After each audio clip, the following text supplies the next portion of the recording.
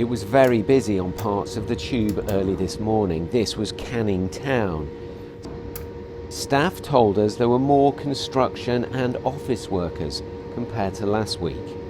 Previously, people haven't observed social distancing, so let's see what happens in light of Boris's message last night. Father Grant Ciccone travels every day from Deptford to West London. His bus was quiet, the Jubilee line busier. His concern is the lack of face masks. There's a lot of complacency, a lot of people are not wearing masks, which is really concerning.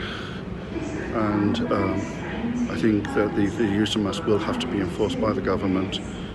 The roads in places looked busier. The mayor wants more people to walk and cycle, and there are now calls to reintroduce the congestion charge. One of those who's switched to her car is Caris Barton, who's a nurse. I am going to continue trying to drive to work. However, if it picks up much more, I am going to be forced back onto public transport again, which I'm absolutely dreading. This was North Acton Tube Station.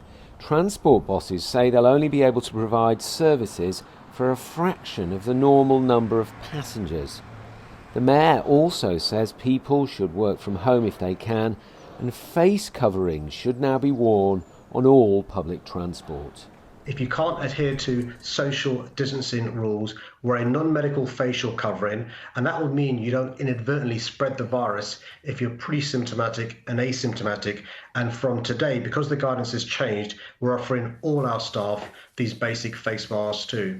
The unions say the tube should be shut down if social distancing can't be implemented, and they'll support any member who refuses to work if they don't feel safe. We're very concerned that there's a surge this week that no one hasn't planned or been prepared for. And if that is the case, they'll have to do the safe thing, which is keep it closed if needs be, the tube. We cannot have our members and the travelling public's safety and well-being played around with like this. It's totally unacceptable.